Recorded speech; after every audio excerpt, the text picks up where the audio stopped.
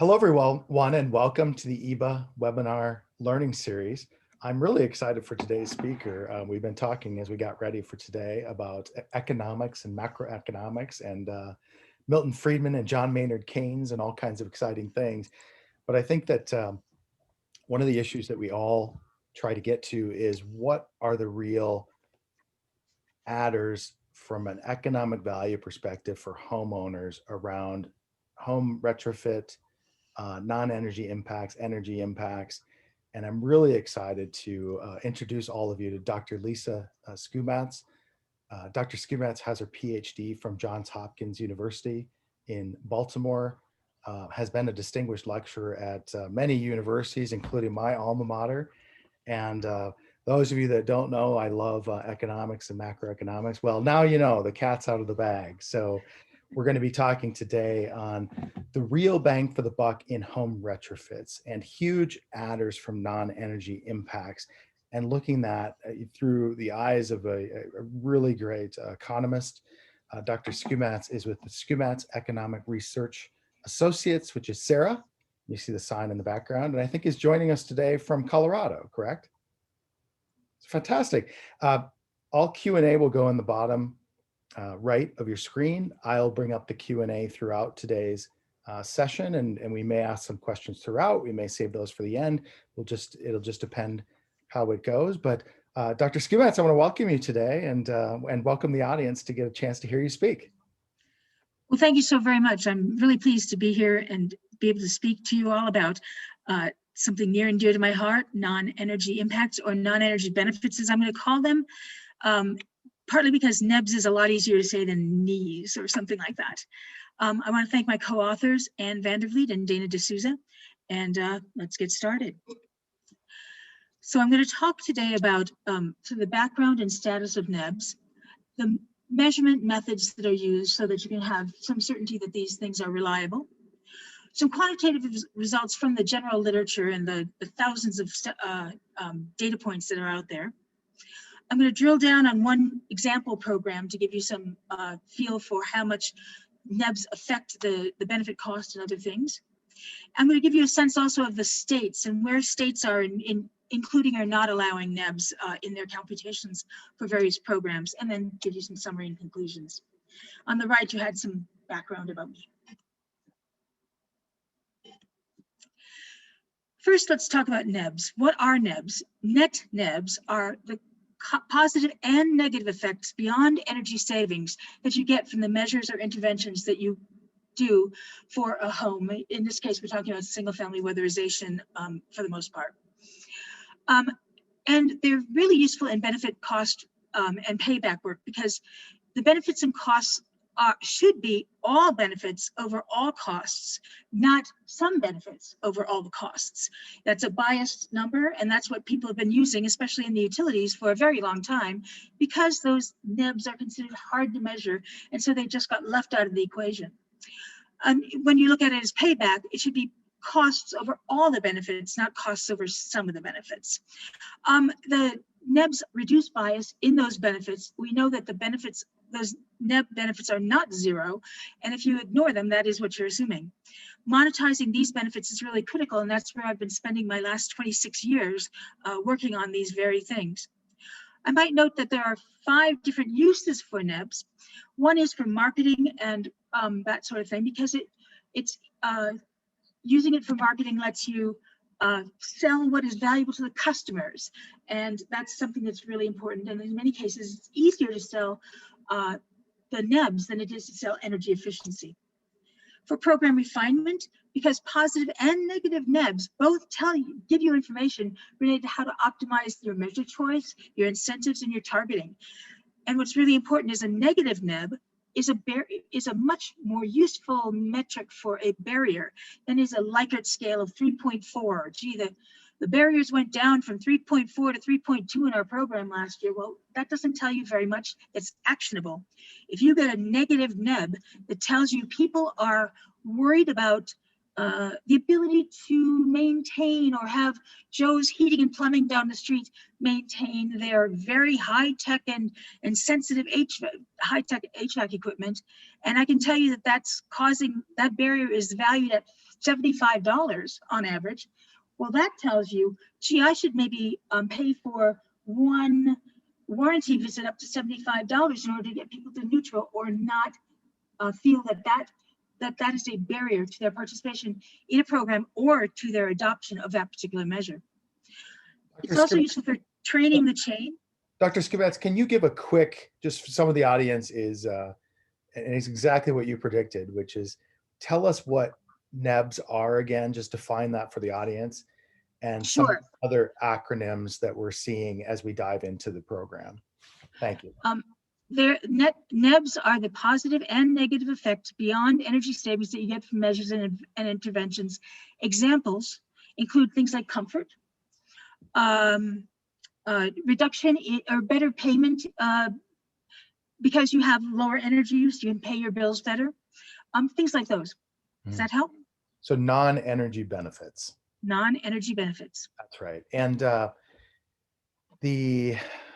let's see if there's another question here on this page. Q of L, quality of life, I believe. Yes. Oh, I'm not there yet. Okay. Sorry. Hold on. I'm only on the purple one here. I'm going clockwise around the clock. Okay. Everyone stand by for more data. Thank you. Okay, great.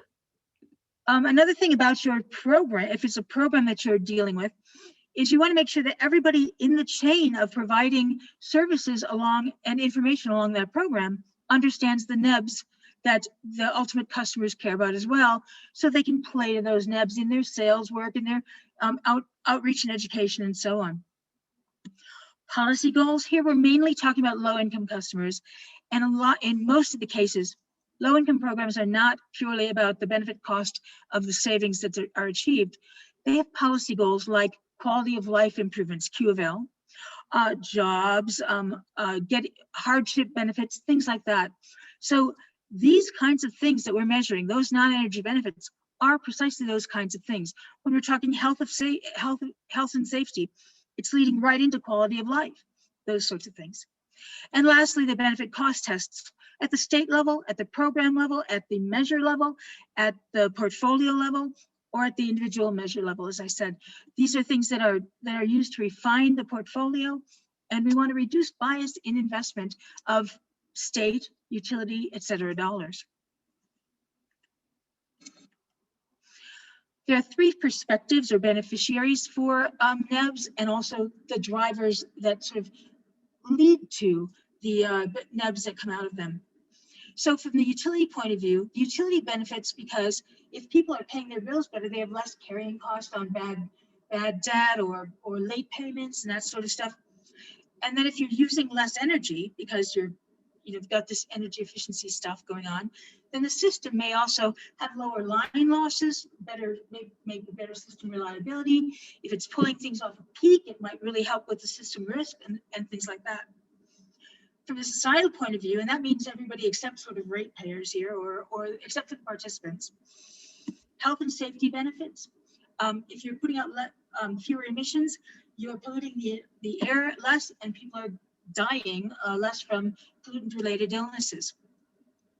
Environmental benefits, economics and jobs come out of it because you're making more widgets or more measures, and you're installing them, so that employs people. Different kinds of infrastructure, particularly things like if you install water measures, there might be savings or the delay of a dam or the next water source or water treatment and that sort of thing. And then there are sort of social impacts as well, and those can relate also to neighborhood preservation and other things. On the participant side, which could be residential, low income, commercial, etc., we have lower bills, so the bill payment history tends to be better, and fewer bill-related calls to the utilities, less imposition on your time, improved services out of the equipment that's newer, less O&M out of equipment, health and safety benefits because maybe you have fewer drafts, and so people get sick less often, and that's fewer visits to the hospital, or safety from things like better lighting in hallways, and so less tripping and that sort of thing. Knowledge and control of your bill. So a lot of these programs also offer education and understanding of how energy is used in your home. Again, you save money because you're paying less in the area of energy bills. Well, that gives you more money to pay other bills, water bills, and so on. So you get benefits from that as well. And from commercial sector, there's a whole host of benefits. Here's a list of sort of tier 1 benefits that we've seen that are pretty routinely estimated. We've got 9 that are utility oriented, about 7 or 8 that are societal, and about 25 or 24 that are participant in nature. We have tier 2, tier 3, et cetera, and all in all, we end up with a total of about 160 NEBs that have been estimated or theorized. We tend to stay mostly with the tier 1 and some of the tier 2s. You can see here that we see some results from the participant side. What are some of the leading NEBs? Health and safety, equipment performance, property value, comfort, things like that. And what measures seem to matter the most? You know, the NEBs come out of your installation, as I said, of measures or interventions from the program. Which ones matter most for societal or participant or utility? Well, HVAC is really important. It's one of the biggest pie pieces here, slices. Lighting, domestic hot water, and shell or enclosure or envelope. But wait a minute, how did I get those numbers? How can I just throw those numbers out?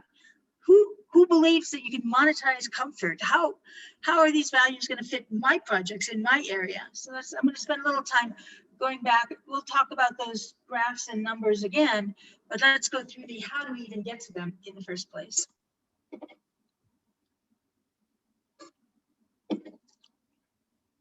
For NEBs, there are 4 main measurement methods. NEBs are not all identical in the way they're derived. First, we could have NEBs that are directly estimated. And those might be things that come from corporate records or from utility data. Corporate records for commercial NEBs, utility data for some of the NEBs that are residential, like lower arrearages. That comes right out of data from the utilities. The next big category is secondary calculations. So you might figure out that based on pre-post control group or something, if there's a change in how often something happens, how often do people get sick, how often, you know, from asthma. You weatherize a home now, and now you have less incidence of asthma because of less infiltration or whatnot. Then you multiply that times something you get from the secondary literature. That secondary literature is a national survey or a state survey or so on the average cost per hospital or doctor visit for an asthma attack, that sort of thing. So those are based on secondary calculations. The third group is third-party models.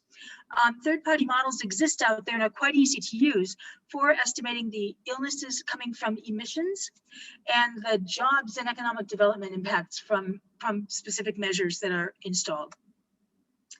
The fourth one is survey-based. Survey-based is the one that makes people most nervous. Survey-based, but it's important that you realize that some of these NEBs have to be measured by surveys because they're about perceptions and things that the participants value that aren't as easily quantified as some of these other things. In this case, we use specialized survey methods, and you can't. Comfort, for instance, is a perception. Comfort is not all about the exact temperature in a room or some measure of the draftiness or other things, as janitors and property managers will tell you all over the place. But it's a perception, and the only way to get that is by surveying customers. Now, you might say, how in the world can you measure that? Well, we've tried 8 different ways of measuring those sorts of surveys, and the literature originally said willingness to pay or willingness to accept is the way to ask that. Well, I don't know. I've interviewed a lot of, let's say, low-income customers, and to ask them how much is a less drafty window worth to them is pretty asinine, and you don't get very great numbers. You definitely don't get very consistent numbers, and you definitely it takes a long time to do that survey because people are just trying to make you happy by giving you a number. I love numbers, and I'm not sure I could answer that question. So willingness to pay, willingness to accept, I think, is a poor way to do it. We tested a whole host of other ways to do it, and the one that we ended up with is called labeled magnitude scaling. LMS, or labeled magnitude scaling, I had this idea I was driving to the ferry one day.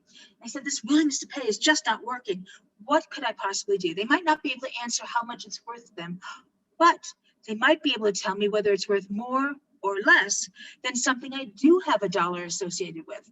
And if I can get them to tell me that, and I can maybe even bracket it, or I can get them to occasionally assign, I can get them to bracket it and give me this sort of labeled scale back as in much more valuable, somewhat more valuable. It turns out that the academic literature, thousands and thousands of surveys have been able to translate labeled phrases like much more valuable, much less valuable into direct multipliers.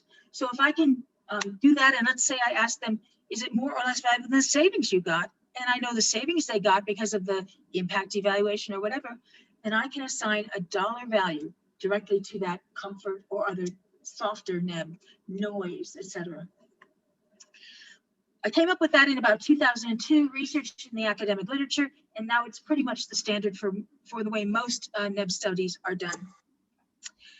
It's pretty, from each of those methods, it's a pretty clear path right to monetize NEBs. I want to say that there's a whole host of best measurement practices as well, making sure that you don't take, that you count both positive and negative NEBs, that you, for a program at least, you make sure that it's net of the net to gross assignment that's made for that particular program. You don't get to count the NEBs for those measures that would have happened anyway. And then also you have to worry about what's the equipment, the appropriate baseline. You don't get to say, gee, just tell me about this new NEB relative to your old equipment. It's meant to be relative to your standard equipment that would have been installed otherwise, or what was, or that sort of thing. So anyway, there are a bunch of various particular best measurement practices, and I just want to make sure that you understand that it's not just as simple as I described, but there are a whole host of other things. Now, one of the things that people would love to know is, okay, there's 26 years of literature out there. Can I just pluck numbers out of those and put them together and ta-da, that's my NEB for my program or my measure or my whatever? Well, there are a lot of factors affecting transferability from other places. It'd be great if you just pluck them. It'd be really, really cheap. And you can for some, but you can't really for all without some kinds of adjustments or maybe a little bit of primary research in your locality. Things that will vary based on which measures are included or the mix and percentage of different measures are things like the economic benefits. How many jobs are created depends on what you're manufacturing and where you're and whether that's in your local business. If you're in, in some areas of the country, they make insulation. In other parts of the country, they don't make it at all. So those jobs won't be made locally. Some of the health and safety measures also depend on what measures are included. They get fewer carbon monoxide deaths if you aren't installing carbon monoxide measures. Water savings, you need to install those measures, and some of the participant effects as well. Savings dependent are things that the amount of the measures that you install and the savings that they generate are going to affect, the payment related, the hardship benefits, and a whole host of others. And all these other kinds of things will affect the savings, the NEBs that you get. There are some that are pretty invariant to which measures you put in, just how much energy is saved. And those are the ones related to emissions. It doesn't matter mostly what measure causes the emissions reduction, just that there are emissions reductions. This is just saying if you don't install the measure, you don't get the NEB. So that's all that's saying. Here's saying that climate zone matters a lot. For furnaces between two extremes in a climate zone in California, we were able to find that the climate zone ratio for the furnace kilowatt hour usage in one part of the state versus the other part of the state was almost 11 times as big in one part of the state as the other. So there are huge ratios that affect that. And then I wanted to note also that this is the example of what I was talking about in the energy thing, or the jobs thing. Here's for a residential retrofit program. And in California's program or Wisconsin's program, we saw a pretty good number of jobs, or ratio of jobs, that were bigger than an appliance replacement program in both those states. But when you look at the national level, the residential retrofit job had a lot more jobs because Somewhere in the US, insulation is made. Somewhere in the US, they were getting information, the other kinds of equipment that they were putting in place. On an appliance retrofit program, you don't get that bump because all appliances are pretty much imported from overseas. We have very good information on what some of the measures and what they cause in terms of NEBs. We know that refrigerators add a bump of about 29% onto the measure savings. We know that air conditioners, the comfort and other benefits bump the energy savings value by about 71%, and a whole host of other things as well, telling you where you're getting those bumps from appliances. Here you see that different kinds of measures affect, furnace repairs and furnace related measures affect comfort, but CFL bulbs not so much, appliances not so much, and so on across the graph. What also about plucking information from literature? Well, that's great, except that you have literature that is all over the map in terms of numbers. This one's expressed in households per year. Another is, dollars across the entire program. Another is in percentage terms, and it's impossible to sort of make sense of that for all these different measures. So for that reason, we put this all together, and we started doing this in about 1998. I started working in NEBS in about 1996, 5, somewhere in that range. We have been accumulating a NEB-It database that takes information from all of the NEB studies that are out there and puts it into a database in like units so that you can compare the units across all programs and so on. We reviewed about 1,800 NEB studies. We found about 1,200 that were worth reviewing in detail. We've found about 650 that are priority studies that we think that have great data in them, and about 505 of those are entered so far, and we're working on more. We have 39,391 lines of data right now of NEBs and NEBs inputs. So that's where we're pulling most of the results in this paper or this presentation, and also the NEB-It model that's associated with it models about 80 different NEBs at this point. You can select them in, select them out, and so on. 1,800 studies, 1,200 studies, 765 with data, 505 entered, 39,391 lines of data, and 160 NEBs. I promise you, no one ever needs to do another lit review. I can't bear to see one waste on more lit reviews. So what do we find about quantitative results from the literature? Well, most of all, we find that when we compare the total NEBs from the utility side point of view, the societal point of view, and the participant point of view, we find that the utility is rarely a very big set of NEBs. The big bang comes from societal, and the ones I think you care most about, participant NEBs. Those are commonly 40 to 50% of the total NEBs. They can be anywhere from 100 to 400% of the savings as a multiplier. Now, those will vary dramatically based on what NEBs you're including and which measures are included in your programs, but there you go. What about, what are some of the biggest NEBs when you go cut across all those perspectives? Well, health and safety NEBs are really big. The economic development NEBs are really big. The health and safety from both participant perspective and societal perspective matter. Equipment performance matters. Property value matters. Comfort is right up there, and so on down the line. When you look on the societal and utility NEB groups, which the utility ones aren't as big, but the societal health and safety is huge, and the economics I mentioned, and the property value. You start to get a utility one here in terms of the variety of customer service benefits, which are about 9 different kinds of benefits, sorry. And a number of these other kinds of things are much lower.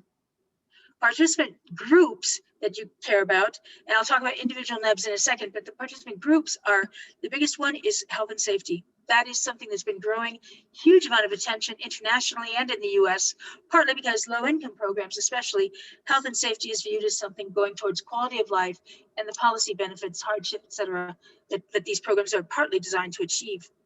Equipment performance, property value, comfort, hardship benefits, equipment lifetimes, and you don't have to replace them as the replacement date is moved out, and so you get to not put aside so much money for replacement of that measure, and so on down the line. CS means customer service. For some detail on some of the participant health and safety NEBs, the ones that are most important in health and safety seem to be things related to the cost of missing school, the cost of missing work, the safety items from better lighting, and then a number of diseases: asthma, heat stress, carbon monoxide poisoning, colds, and those sorts of things are all sort of about even and not zero.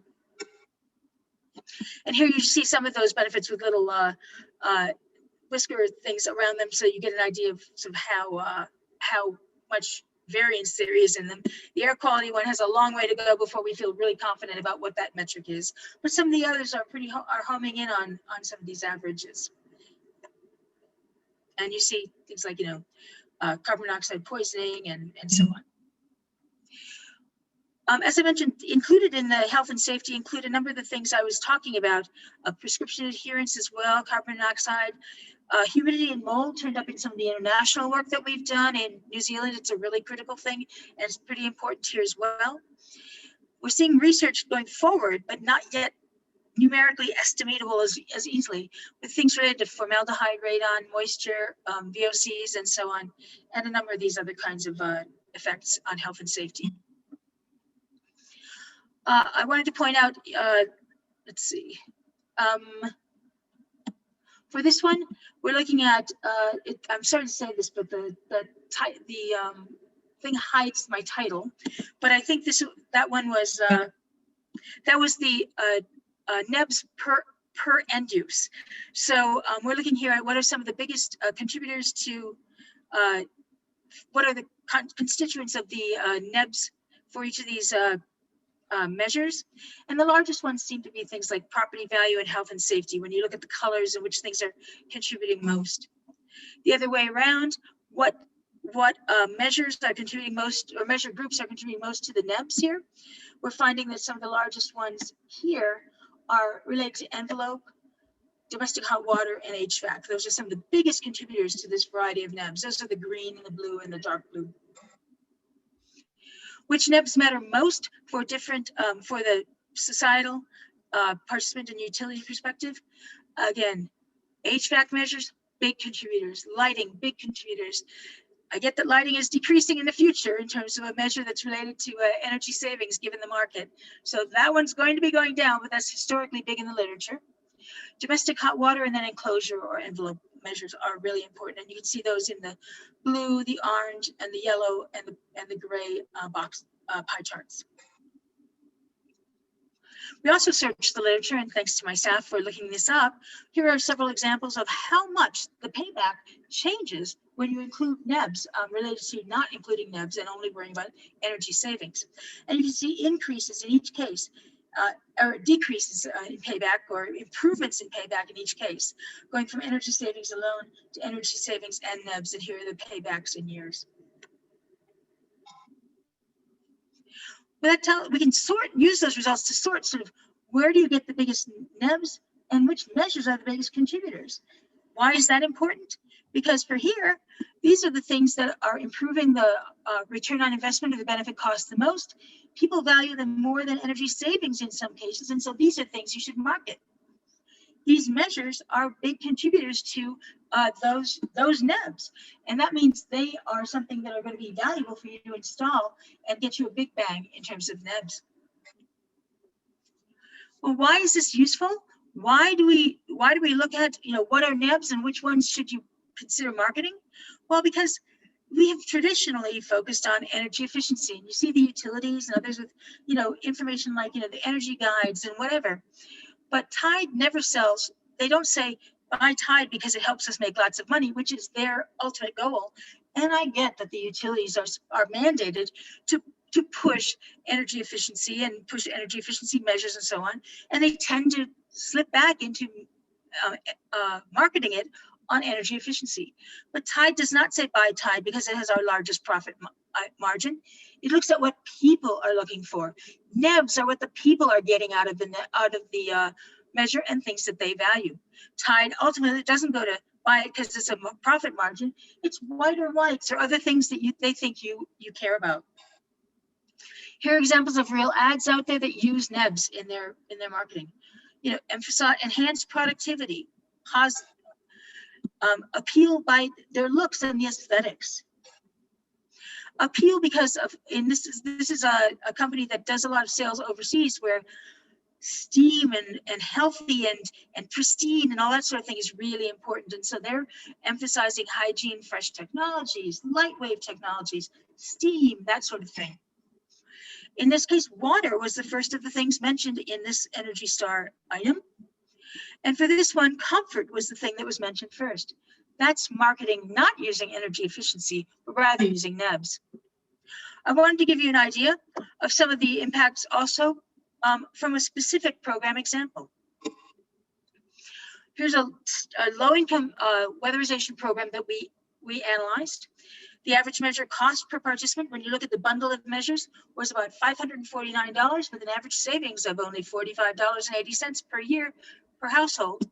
The basic benefit cost just on a one-year basis is only 0.08. But of course, once you talk about the fact that the lifetime of these measures varies from 3 years to 20 years, and you weighted average it, the measure lifetime was on about 10 years weighted. And so that present value benefit over the present value of the benefit cost ratio. So the 549 is the present value of the cost, so that doesn't need changing. But the benefits need to be added up and then discounted. Rather than 10 years, it's a discount factor of around 8 point something. And so the benefit cost ratio over the lifetime goes from 0.08 to 0.71, which is the one you see most often. The average payback when we calculated was about 12 years. This is just a list of the measures that were included in the program. As you can imagine, it's quite a variety, quite a portfolio. Here's what we found when we did an analysis of what the NEBs were for those measures. We have the utility benefits, societal benefits, and participant benefits. You can see the societal ones were really important for this program, consisted mostly of the economic development aspects and also health and safety out of saved emissions. But the participant benefits had quite a few things related to the bills, related to participant comfort, health and safety, and hardship and other kinds of benefits, and equipment performance. Oh, and you can see that the utility benefits were the smallest. The societal ones in this case were the largest. Well, let's drill down on those participant benefits, because I think the participant ones are the ones that you care most about. I left this little piece over here because this is the same chart, but with two mega measures put out front, but then it made all the other ones look really tiny, so I broke it out. So the two with the biggest NEBs were actually water savings, because in some areas of the country, water per gallon costs quite a bit. So that's one that's going to vary a lot based on your locality. The same gallons are worth a lot more and a lot less in different areas of the country, depending on water availability. The lifetime displacement of the measures, being able to not spend so much, not have to save up so much money to buy that next measure, that was also really big. Among the others that show up under here, but are rather over here, some of the other things were the arrearage savings, the benefits of better quality and better quantity of light, the ability to control your bill, the looks that I talked about a moment ago in terms of sort of property value, what your home looks like, what the equipment looks like, the fact that it's newer and more easy to sell, comfort, equipment performance, lower need to move, because energy bills turn out to be a very big factor in people having to move home and go to another location. Noise from outside, noise from inside is over here, and a number of other benefits. These are all really important. These are especially important in this particular locale. Those are the kinds of benefits we see. What about by end use? What were the biggest contributors? In this case, lighting was really big, and domestic hot water for the water rate reason I mentioned before. HVAC was also one of the larger contributors over here at the end. The next one is the, I'm going to have to look at this paper because literally it blocks it off on the top. But these are the, I think this is the, hold on. It's the NEBs by measure installed. You saved my bacon there, thank you. I figured. All right, so this is, the other one sort of showed portfolio wide with the mix of measures that were in there, what were the NEBs. This one shows you what you get sort of for the lighting, What is the value of the NEB? A lot, a huge amount of NEBs come from the lighting, from the domestic hot water bundle that was installed in gas heated homes or gas water heated homes. That was the second biggest, and so on. So it's a little bit different ranking because this is per measure when that measure is installed, not when you get the weighted average, all these measures that are installed. So thank you very much for that. You can see that various things relate to shower heads, and some of the advanced shower heads really delivered a lot of NEBs as well. Going through a little progression here because that's the NEBs per measure installed. This one is the NEBs plus the savings by measure installed. Here, heat pump water heaters leap out in front, and we get heat pump replacements. Pool pumps mattered a lot, and we get evaporative coolers down here, gas furnaces, and so on and so forth. Then the next one in the progression is trying to say, well, you want to read me the title of this one? Savings plus NEBs divided by cost by measure installed. So this is trying to tell you what measures get you an especially big bang per dollar of cost.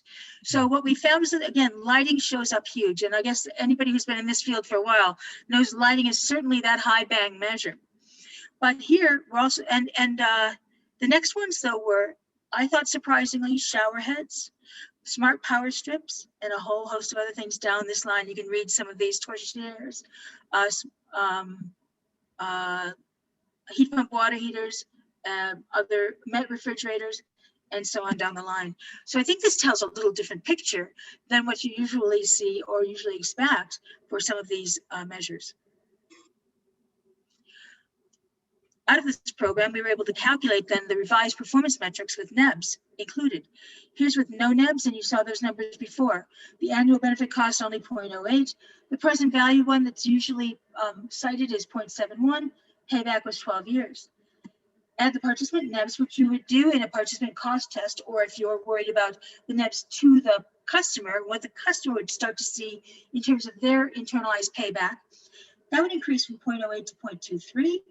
The payback goes from 0.7, or present value goes from 0.71 to 2. The payback leaps downward from 12 years down to 4. Add in the utility benefits as you might in a total resource cost test for your utility. That payback jumps down to 3.6 years. And if you add the societal in as well, less than 2 years for that bundle of measures, which were pretty costly, as you might recall, 500 plus. This gives you an idea that depending on which NEBs you include, you can make a very dramatic difference in the paybacks and the present value. I want to talk a little bit about state tests because what programs you're implementing or what measures you're putting in place, if you're doing them as part of a state program or a utility program, what the state allows in terms of the cost tests sometimes and sometimes do not incorporate NEBs.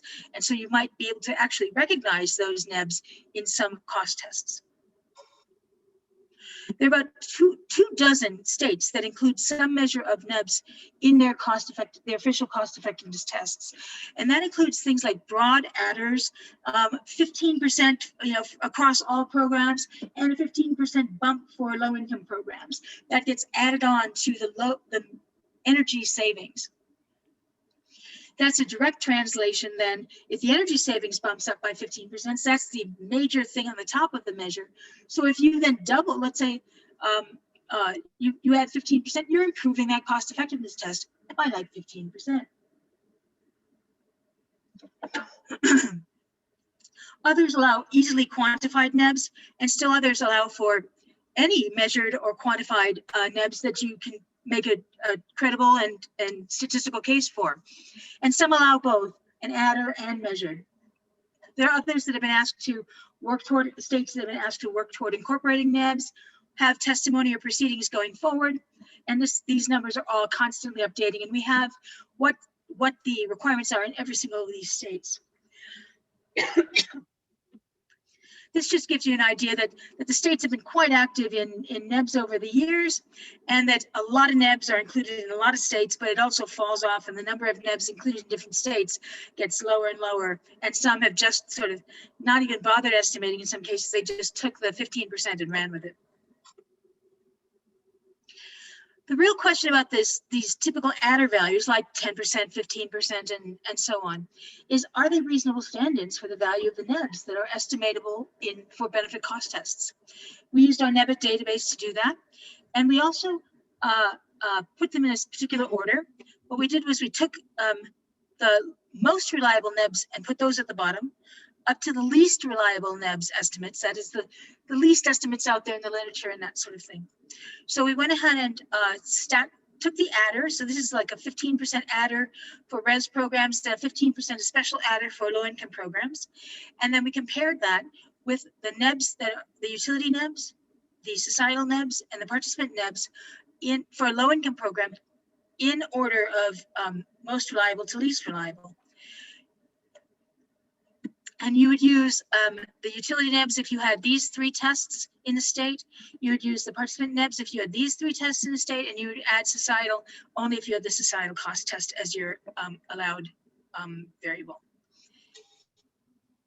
What I'm trying to show here is that if you go across on this adder, gosh, you aren't even including any of, hardly any of the utility, maybe half the utility benefits, hardly any of the societal, hardly any of the participant, and you stack them on top of each other for the societal cost test, and you're really looking at a dramatic understating of the NEB that would be allowed, of the adder that would be allowed, if you took even half of each of these, or only to the ones that we might rate as highly reliable as opposed to moderately reliable as opposed to less reliable.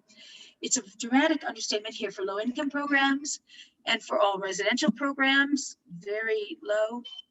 We have, this is done in dollar terms, same kind of idea, dramatic understatement of the amount of NEBs that would be allowed for if you took even only the most credible NEBs in the database. And here, I think this one is commercial. Nope, this one must be commercial. Nope. It's residential low income. Thank you. Okay. This is residential non-low income. Thank you. Residential all. Thank you. And now commercial. Yes, ma'am.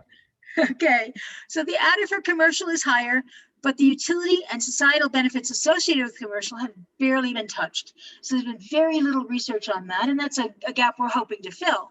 But even when you go across here, just in the participant benefits, which have been measured, you can see again, just a tiny fraction of the overall relatively, highly, moderately, less reliably estimated NEBs. Why is that the case? Why are people, not including a lot of adders, or not, in all 24 states or 2 dozen states, around 2 dozen? Why are they not including NEBs and more NEB estimation? Well, one is cost concerns. They're very concerned that NEBs are expensive to estimate. I will argue that they're not, especially if you use a combination of existing data and just focus the primary data collection where they really need to be focused. They're worried about that transferability, and a lot of the numbers in the literature aren't local. That's true, but there are some numbers you can use. Third, program budgets. They're worried that if you start showing 2.0 or 3.0 or whatever benefit cost ratios, that's going to mean that you expect every program to be funded, and that you can only fund up to the budget at the state level or whatever. But it does, by including these, it helps reduce the bias. You get a better ranking order. So even if you don't include all of the programs, you're getting the best programs from the total benefit cost perspective included first. Everybody who's been involved in any kind of process for trying to change the state or change the way a state or somebody does something, that process and the intervener process and the collaborative process and whatever is hideously complicated. And so some stakeholders prefer the status quo. But I will say that we're getting some benefit from the fact that more and more states are adding these, and people are getting more comfortable about it, and the process and the values that are being accepted in other states are becoming clearer and clearer. So that tends to move it to the next state and the next state. The biggest barrier I have seen, though, is this last one. People think that the benefit cost equation should not be contaminated with these soft values.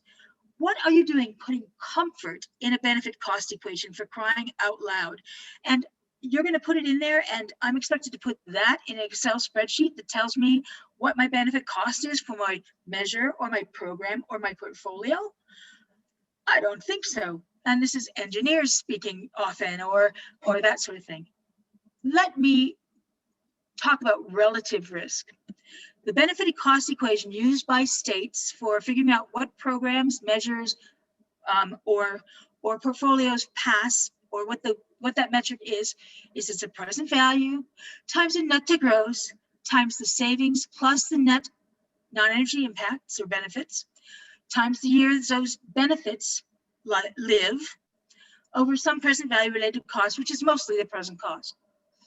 Well, there are lots of entries in here, right? And NEBS is one of them. I get that. So NEBS is here, and you've got some level of confidence related to it. But if you want to talk something that's soft, let's talk about net to gross. Net to gross is based on surveys. Very often they only include free ridership and not the spillover side of things. They use a Likert scale saying, how likely are you on a 1 to 10 scale? How likely would you have been to put that measure in without the program?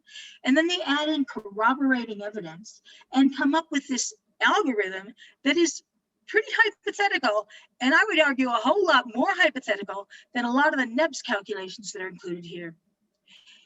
Also, the measured lifetime, or the estimated useful lifetime, EUL. I have yet to see a state now that isn't using values that are at least 20 years old in their TRM.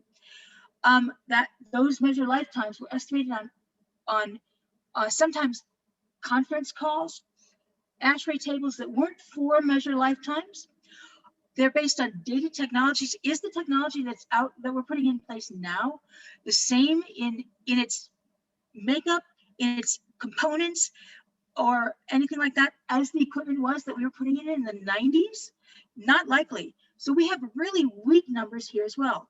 I will argue that if people come up to you and say, oh, those NEBs aren't worth, they should not be put into a benefit cost equation, I would argue they are stronger than either the net to gross or the EUL measurements in them that are measured out to multiple decimal points. I will argue, yes, they do the savings every year with expensive studies. Sure, those are reasonable, et cetera, but NEBs are not the worst offender in this equation. So in conclusion, I want to say that there are certainly some research trade-offs in terms of when you're trying to figure out what should I estimate for NEBs, and what do I need to do primary and secondary. Well, I would focus on things that they're easy to adapt numbers that are low value, medium value, and high value, and all of these are right in models and easy to calculate. Ones that are a little bit harder to adapt to your locality might be some of these that are medium value or higher value, and then there are some hard to estimate things, and some of the measure-based NEBs are really just starting to be, some of the more complicated ones, especially in the commercial sector, are really just starting to be measured now. There's certainly some gaps in NEBs, and these are some of the contributing factors that we've been doing a lot of work trying to get from cause to effect in some of these, and the variations of numbers that are needed in order to take account of different demographics and so on. So again, remember that these NEBs can make a huge difference in the paybacks and the benefit cost. That you can do okay with literature that's out there in estimating your NEBs, but better is to use data that's out there and a model that allows tweaking, and best is a data model and some surveys that get you your local impacts from in frequency related to sickness or bill payment changes or things like that, that are related to your measures, your measure mix. But I will say that even in this case, NEBs are cheaper and quicker to estimate than you might think.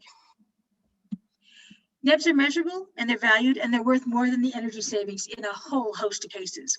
They're monetized and defensible. We have more than 25 years of studies to back that up, and very statistical studies with hundreds and hundreds of respondents. They're worth more than energy savings, and they can dramatically affect the benefit cost and the payback for retrofit measures. We can leverage existing NEBs, but some are affected by local, and you need to model and in some cases do some surveys for those. our NEBS analyses that we tried to show you in terms of payback and NEBS impacts per cost and so on can help you inform the program design. And 24 states allow NEBS, but the current state of adders is beyond very conservative into extremely conservative. The perceived barriers that states suggest, really we should be addressing those and pushing back when they say, oh, it's too hard to measure. And the NEBS studies are not expensive. There's a whole mix of methods. There are helpful tools and database. You know, we have lots of helpful tools and databases, and I would hate to see another lit review. It would seem to me a waste of money. Don't forget, NEBS have a whole host of uses, and we hope you find them practical. And thank you very much. And a little tidbit on some of the research we have been continuing to do on the right. But thanks, I'd be happy to entertain any questions you might have. Well, Dr. Skubans, I heard that my macroeconomics professor told me, okay, that's great. You just took your first macroeconomics course and you got a good grade. Now your time to take your second course, right? Yes. Isn't that the thing about economics? I mean, that was a lot of information. And you mentioned the NEB-It site. Is there if people want to go to that site, do they go to sarahinc.com? The NEB-It is the model in the database, and that's something that's, you know, that's one of our tools that we use with our clients. We do have a nonenergybenefits.org database, or I mean website, and you're welcome to go to that for various kinds of resources. It's all actually on sarahinc.com. Okay, so sarahinc.com. The NEBS page. Yeah, as we the database and the model aren't there, but we're happy to work with folks on those. Right. But I think if I boil it down for people, what I hear you saying is we've got to move beyond just energy efficient measures and the savings associated with that, and start to include, it's almost ESG measures, you know, environmental, social, governance type measures, but in your model, it's utility, societal, and participant, but it's those additional sustainability measures. And I think what I hear you saying is that with the help of someone like you, it's possible now to quantify using harder science the value of some of those measures. And that is accepted by several states. I think the data also spoke to that the things that we're all doing around improved HVAC systems, improved domestic hot water systems, shower heads came out really good, lighting came out really good, but that perhaps not only is that quantifiable economically, but it is of a real benefit to the consumer of that home or remodeled home or multifamily home. And there's really some tangibility to it that could be offered to the consumer. The other thing that it made me think about is, you know, sometimes a basic builder that's building a high performance home is trying to do a total cost of ownership. And they're thinking about it from the impact of the savings on the utility bills. But using NEBS, we may be able to go further and say, hey, and maybe, and help me out here, and you jump in and correct me if I'm wrong, but if I'm doing an electrified house, that could, and solar and battery backup, the utility bills come down enormously. And that's a good thing. That's total cost of ownership. But perhaps if I'm developing a neighborhood and I'm talking to the local town about additional benefits, there are things that we need to think about, like those dollars going back into the local economy, the health impacts from not burning that fuel on site that are going to accrue to the neighborhood and the community. Yep. And I love what you said about the payability of the bills, but is that boiling down the conversation into what's in it for me? I took a ton of notes because I'm going to use your conclusion instead of mine next time. Well, great. Yes, and in the neighborhood preservation, all those sorts of things, those are all benefits to the locality as well. So yeah, energy bills are just so a drop related to the rest of it. Right. And, we think about it that, Drop in the bucket. hey, if you're building a net zero energy home or remodeling to net zero, that's great. But you need to be thinking about zero carbon, zero health impacts, resilience. And I think your message is coming through that there are now ways to quantify that. But I would say that my next step would be to reach out to you and your team and help me quantify that, because Pretty easy. yeah, and not do the literature review myself, but to go to the experts and say, hey, am I talking about this correctly to the planning commission, or am I talking about this correctly to a local city? And here's the non-energy benefits that we think we have, and here's an allowable way. I'm And the curious 70 because, studies, the 70 to 100 to whatever studies in the bibliographies and whatever, so that people get yeah, comfortable. I'm curious because I was on a webinar, I think it was last week, with National Institute of Building Sciences, and we had the LA Department of Power and Water on that. And it seemed like California was the most advanced on actually allowing, like, they do an entire calculation that's kind of NEBS based. Can you talk about California's one example of how they're using NEBS to look at viability? Because they're going far beyond just energy efficiency calculations. They are, and they include a lot of stuff in their avoided cost. So a lot of these, so there are some of these utility benefits that actually end up in avoided cost in those calculations in California. So you don't, so California is quite advanced. The most advanced states right now are actually Massachusetts and Maryland. Maryland is kind of a sneaker in there from the side. Who would have thought Maryland? But let's see. Massachusetts allows quite a variety. It has some adders, but it also has their TRM includes their technical reference manual, the numbers the state uses to figure out the benefit cost, has a whole host of NEBs for res and commercial in their document, and those are allowed and included in the calculations of benefit cost. Maryland had a proceeding in 2015. I was a part of some of those discussions, and they put out, I thought, the perfect language about how they said, gee, here, you all, this process gave us, I don't know, 6 NEBs or something like that, data on 6 or 8 NEBs or something. And given the test we use, these absolutely should be included. And because this is the proper benefit cost analysis where you need to include all the benefits, we welcome additional NEBs that are estimated and expect to put them in the equation, basically. That's what their language said. So those are both pretty open states for including additional NEBs. Yeah, no, that's fantastic. Well, great. Well, it's been great to have you. I think the most important thing for everyone is reach out to Dr. Skumatz at skumatz@sarainc.com for more information. Or if you're going through this process, probably great advice and consultancy available from your team. Dr. Skumatz, I want to thank you for joining us today. It's been a real pleasure. Thank you. All right. Have a great day. Thank you. Bye.